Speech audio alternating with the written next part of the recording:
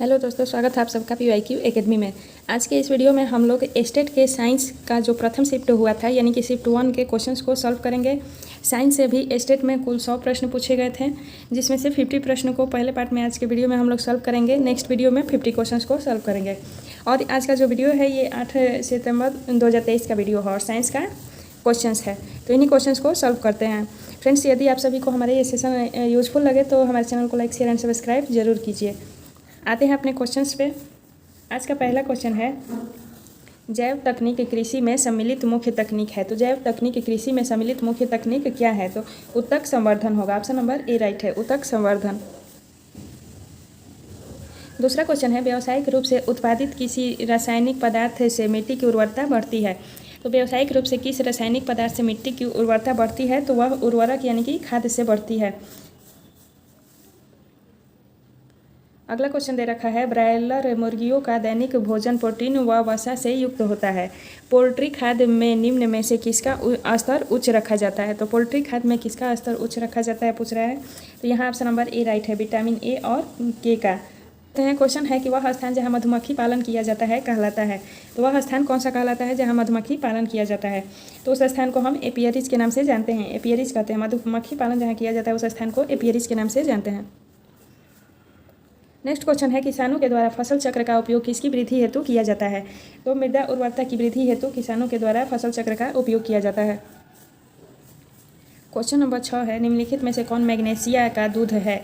यानी कि milk of magnesia का सूत्र कौन सा है ये पूछ रहा है। तो ऑप्शन नंबर ई सही है, MgOH2 यानी कि मैग्नीशिया का मिल्क ऑफ मैग्नीशिया का जो सूत्र है वह ऑप्शन नंबर बी है। अगला क्वेश्चन देखते हैं। क्वेश्चन है कि फोटोग्राफी में निम्नलिखित में से किस अम्ल का उपयोग किया जाता है? तो फोटोग्राफी में हम ऑक्सैलिक अम्ल का प्रयोग करते हैं। ऑप्शन नंबर बी राइट है, फोटोग्राफी में ऑक्सैलिक अम्ल का प्रयोग किया जाता है। नेक्स्ट क्वेश्चन है, अंगूर में कौन सा अम्ल सबसे प्रचुर मात्रा में पाया जाता है? तो अंगूर में जो है यह टार्ट्रिक अम्ल प्रचुर मात्रा में पाया जाता है। और मौलिक अम्ल किस में पाया जाता है? तो यह सेब में पाया जाता है, ये भी याद रखिएगा। फ्रेंड्स, ये जो भी क्वेश्चंस हैं ये आने वाले BPSC के द्वितीय चरण एग्जाम के लिए भी अति महत्वपूर्ण होते हैं, क्योंकि ये भी क्वेश्चंस NCERT एंड SCERT के बेस पर ही बनाए गए हैं। अगला क्वेश्चन देखते हैं। क्वेश्चन है कि मैग्नीशियम रिबन को जलाने से पहले रगड़ा जाता है क्योंकि इस पर निम्न में से किसका स्तर चढ़ा होता है? तो इस पर मूल मैग्नीशियम ऑक्साइड का स्तर चढ़ा होता है, इसलिए मैग्नीशियम रिबन को जलाने से पहले उसे रगड़ा जाता है। नेक्स्ट क्वेश्चन है, क्वेश्चन दे रखा है कि नीचे दिया हुआ समीकरण किस प्रकार की अभिक्रिया है?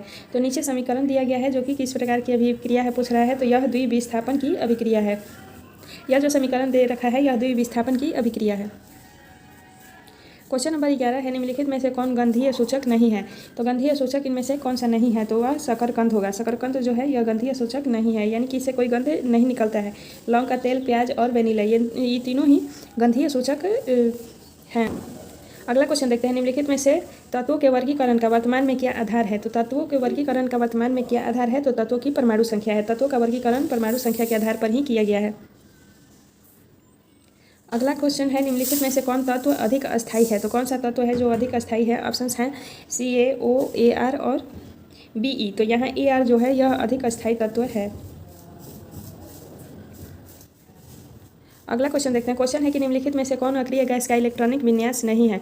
तो अक्रिय गैस का इलेक्ट्रॉनिक विन्यास कौन सा नहीं है? तो 2, 8, 18 और 2 ये अक्रिय गैस का इलेक्ट्रॉनिक विन्यास नहीं है। अगला क्वेश्चन है, लोहे को जंग लगने से बचाने के लिए क्या किया जाता है? तो इसका राइट ऑप्शन होगा ऑप्शन नंबर डी, यानी कि ये सभी कार्य कर सकते हैं। पेंट करके भी लोहे को बचा सकते हैं, गैल्वेनीकरण के द्वारा और ग्रीस लगाकर भी लोहे को जंग लगने से बचाया जा सकता है। अगला क्वेश्चन दे रखा है कि C2H5OH का IUPAC निम्नलिखित में से कौन है? C2H5OH का IUPAC इथेनॉल है। ऑप्शन नंबर ए राइट है। अगला क्वेश्चन दे रखा है कि दिया हुआ हाइड्रोकार्बन है CH3, CH2, CH2, CH2, CH3। तो कौन सा हाइड्रोकार्बन है? किसका हाइड्रोकार्बन है? तो यह पेंटेन का हाइड्रोकार्बन है। ऑप्शन नंबर सी राइट है, option number C pentane. Next question देखते हैं। क्वेश्चन है, जब एथेनॉल सोडियम के साथ क्रिया करता है तो निम्नलिखित में से कौन सी गैस निकलती है? तो एथेनॉल सोडियम के साथ क्रिया करता है तो उसे H2 गैस निकलती है। अगला क्वेश्चन देखते हैं। ब्यूटेन जिसका अणु सूत्र C4H10 है में कितने संयोजी बंध हैं? तो ब्यूटेन में कुल 13 सहसंयोजक बंधन होते हैं। ऑप्शन नंबर बी राइट है। अगला क्वेश्चन है, निम्नलिखित में से कौन सा कथन वाष्पीकरण पर आर्द्रता का पड़ने वाला प्रभाव के संबंध में गलत है। तो वाष्पीकरण पर आर्द्रता का प्रभाव पड़ता है, उसके बारे में कौन सा कथन गलत दे रखा है। तो यहाँ जो कथन गलत है, तो यहाँ राइट ऑप्शन जो है, यह ऑप्शन नंबर ए है। आर्द्रता बढ़ने पर वाष्पीकरण की दर घटती है, यह गलत कथन है। बी, सी और डी ये तीनों ही सही है, यानी कि आर्द्रता कभी वाष्पीकरण की दर को बढ़ाता है और कभी घटाता है। आर्द्रता का प्रभाव वाष्पीकरण पर नहीं पड़ता है और आर्द्रता घटने में वाष्पीकरण की दर घटती है, ये तीनों ही राइट कथन है। नेक्स्ट क्वेश्चन है, निम्नलिखित में से कौन सी वस्तु ऊष्मा का अच्छा चालक है। तो ऊष्मा का अच्छा चालक है शीशा। अगला क्वेश्चन है, ऊष्मीय ऊर्जा होता है। ऊष्मीय ऊर्जा क्या होता है। तो पिंड के द्वारा अवशोषित वाष्पीकरण की गुप्त ऊष्मा के बराबर होता है। ऊष्मीय ऊर्जा जो होता है, यह पिंड के द्वारा अवशोषित वाष्पीकरण की गुप्त ऊष्मा के बराबर होता है। नेक्स्ट क्वेश्चन है, गैसों को द्रव में परिणत किया जा सकता है। तो गैसों को द्रव में परिणत किस प्रकार से किया जा सकता है। तो दाब बढ़ाकर और ताप घटाकर, इन दोनों माध्यमों से किया जा सकता है। नेक्स्ट क्वेश्चन है, 0 डिग्री तापमान डैश के बराबर होता है। तो 0 डिग्री तापमान किसके बराबर होता है। तो वह 273 के बराबर होता है।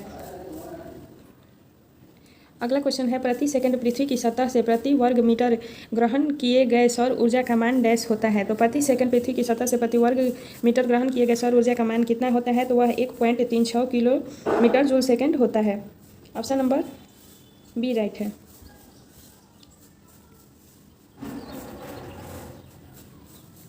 अगला क्वेश्चन है, गैसों को द्रवित किया जा सकता है। तो गैसों को द्रवित किस प्रकार से किया जा सकता है। इसका जो राइट ऑप्शन है वह है उच्च दाब व निम्न ताप के द्वारा गैसों को द्रवित किया जाता है। ऑप्शन नंबर ए राइट है। नेक्स्ट क्वेश्चन है, गैस पदार्थ के कणों के बीच की गति डैश होती है। तो गैस पदार्थ के कणों के बीच की गति कैसी होती है। तो वह यादृच्छिक होती है। ऑप्शन नंबर ए राइट है। नेक्स्ट क्वेश्चन दे रखा है, दूध से मक्खन को अलग किया जाता है। तो दूध से मक्खन को किस विधि द्वारा अलग किया जाता है। तो वह अपकेंद्रण विधि द्वारा किया जाता है। ऑप्शन नंबर सी राइट है। दूध से मक्खन को अपकेंद्रण विधि द्वारा अलग किया जाता है। क्वेश्चन है, ट्रिटियम निम्नलिखित में से किसका समस्थानिक है। तो ट्रिटियम जो है यह हाइड्रोजन का समस्थानिक है। ऑप्शन नंबर बी राइट है। ट्रिटियम हाइड्रोजन का समस्थानिक है। अगला क्वेश्चन है, किस विधि द्वारा समुद्री जल से नमक प्राप्त किया जाता है। तो समुद्री जल से नमक को किस विधि के द्वारा प्राप्त किया जाता है। तो वह है चुनना विधि द्वारा। फ्रेंड्स, ये क्वेश्चन थोड़ा ऑप्शन गलत लग रहा है आयोग के द्वारा, हो सकता है ये क्वेश्चन का आंसर गलत दिया हो गया, इसलिए आप लोग देख लीजिएगा एक बार। अगला क्वेश्चन है, 11 का पावर 23 एक्स के परमाणु में न्यूट्रॉन की संख्या है। तो 11 का पावर 23 एक्स के परमाणु में न्यूट्रॉन की संख्या कितनी होती है। तो उसमें न्यूट्रॉन की संख्या 12 होती है। ऑप्शन नंबर डी राइट है। नेक्स्ट क्वेश्चन देखते हैं। क्वेश्चन है, निम्नलिखित में से कौन एकल संयोजी रेडिकल है। तो एकल संयोजी रेडिकल का उदाहरण है हाइड्रो ऑक्साइड जो है यह एकल संयोजी रेडिकल है। क्वेश्चन है, अल्फा कण आवेशित होता है। तो अल्फा कण किसके द्वारा आवेशित होता है। तो यह धनावेशित होता है। अल्फा कण जो है यह धनावेशित होता है। नेक्स्ट क्वेश्चन है, अरस्तु ने पादपों को जड़ी बूटियों, झाड़ियों और वृक्षों के आधार पर वर्गीकृत किया है। तो यह किस आधार पर वर्गीकृत किया है। तो जैव रासायनिक लक्षण के आधार पर इसे वर्गीकृत किया गया है। अगला क्वेश्चन है, निम्नलिखित में से कौन कवक के उदाहरण है। तो कवक के उदाहरण कौन कौन से हैं। तो उपयुक्त सभी होगा, यानी कि इनमें से सभी कवक के उदाहरण हैं, जैसे कि टाडस्टूल, पुकीनिया और ईस्ट, ये तीनों ही जो है ये कवक के उदाहरण हैं। अगला क्वेश्चन है, दोहरा निषेचन अद्वितीय है। तो दोहरा निषेचन अद्वितीय कैसे है। तो जिम्नोस्पर्म में दोहरा निषेचन जो है वह अद्वितीय होता है। अगला क्वेश्चन है, जल संवाहनी प्रणाली में केंद्रित है। तो जल संवाहनी प्रणाली में कौन सा केंद्रित है। तो इसका राइट ऑप्शन होगा ऑप्शन नंबर डी, कोएलेंटेरेटा जो है यह जल संवाहनी प्रणाली में केंद्रित है। अगला क्वेश्चन है, प्रोकैरियोटिक कोशिका में डीएनए होता है। तो प्रोकैरियोटिक कोशिका में डीएनए किस प्रकार से होता है। तो यह परमाणु झिल्ली से घिरा होता है। ऑप्शन नंबर ए राइट है। क्वेश्चन नंबर 39 है, निम्नलिखित में से कौन एकल झिल्ली से घिरा हुआ है। तो एकल झिल्ली से कौन घिरा हुआ है। तो क्लोरोप्लास्ट जो है यह एकल झिल्ली से घिरा हुआ होता है।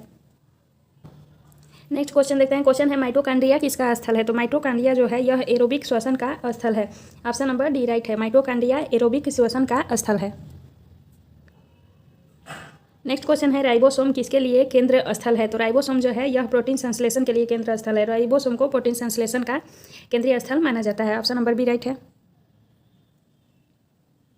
अगला क्वेश्चन देखते हैं। क्वेश्चन है कि एरेनकाइमा किसके द्वारा पौधों के लिए सहायक होता है। एरेनकाइमा जो है यह हाइड्रोफाइट्स के उछाल प्रदान करने के लिए हाइड्रोफाइट्स में उछाल प्रदान करने में सहायक होता है। क्वेश्चन नंबर 43 है, निम्नलिखित में से कौन अफ्रीकन स्लीपिंग सिकनेस का रोग कारक जीव है। तो अफ्रीकन स्लीपिंग सिकनेस का रोग कारक जीव इनमें से कौन सा है। तो यहाँ जो राइट ऑप्शन होगा ऑप्शन नंबर सी है, ट्रिपेनोसोमा। ट्रिपेनोसोमा जो है यह अफ्रीकन स्लीपिंग सिंक का उदाहरण है। नेक्स्ट क्वेश्चन है, वेरिसेला वायरस से होता है। वेरिसेला वायरस से कौन सा रोग होता है? तो चिकन पॉक्स होता है। चिकन पॉक्स जो है यह वायरस से फैलने वाला बीमारी है और यह किस वायरस से होता है? वेरिसेला वायरस से। नेक्स्ट क्वेश्चन देखते हैं, कार्बन डाइऑक्साइड और ऑक्सीजन वर्ण मध्योतक यानी कि मेसोफिक कोशिका में कैसे अंदर और बाहर जाता है? तो कार्बन डाइऑक्साइड और ऑक्सीजन जो है यह मेसोफिक कोशिका में विसरण के द्वारा अंदर बाहर जाता रहता है। ऑप्शन नंबर बी राइट है। नेक्स्ट क्वेश्चन है, सजीव में पाए जाने वाले जैव प्रक्रम हैं। सजीव में पाए जाने वाला जैव प्रक्रम कौन सा है? तो इनमें से सभी होगा। सजीव में श्वसन, पोषण और जनन ये तीनों ही क्रियाएं मौजूद होती है, इसलिए उपयुक्त सभी सही है।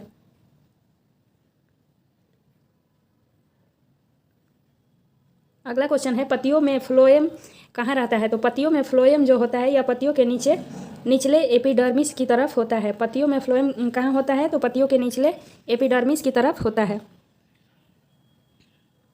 अगला क्वेश्चन है, जैव विघटित कचरे का किस प्रक्रिया द्वारा खाद में परिवर्तित किया जा सकता है? तो जैव विघटित कचरे का खाद बनाकर उसका खाद में परिवर्तित किया जा सकता है। सेकेंड लास्ट क्वेश्चन है आज का, ओजोन परत में ह्रास निम्नलिखित में से किसके कारण होता है? तो ओजोन परत में ह्रास जो है यह क्लोरोफ्लोरोकार्बन के कारण होता है। CFC ओजोन परत में बहुत ज़्यादा ही हानिकारक पहुंचाता है, इसलिए ऑप्शन नंबर डी राइट है। फ्रेंड्स आज का लास्ट क्वेश्चन है, पर्यावरण संरक्षण का क्या अर्थ है? तो पर्यावरण संरक्षण का इनमें से क्या अर्थ है? तो यहाँ प्राकृतिक संसाधनों का संरक्षण। पर्यावरण संरक्षण से तात्पर्य है प्राकृतिक संसाधनों का संरक्षण। ऑप्शन नंबर बी राइट है। तो फ्रेंड्स यहाँ हमने 8 सितंबर के साइंस के पूरे 50 क्वेश्चंस को करा दिया है। आप सभी कमेंट सेक्शन में ज़रूर बताइएगा क्वेश्चन्स कैसे थे और आपको किस सब्जेक्ट के वीडियो चाहिए। फ्रेंड्स यदि हमारा ये वीडियो आप सभी को यूजफुल लगे, चैनल को अधिक से अधिक सब्सक्राइब करें और अपने दोस्तों में भी शेयर करें। मिलते हैं नेक्स्ट वीडियो में नेक्स्ट टॉपिक के साथ, तब तक के लिए धन्यवाद।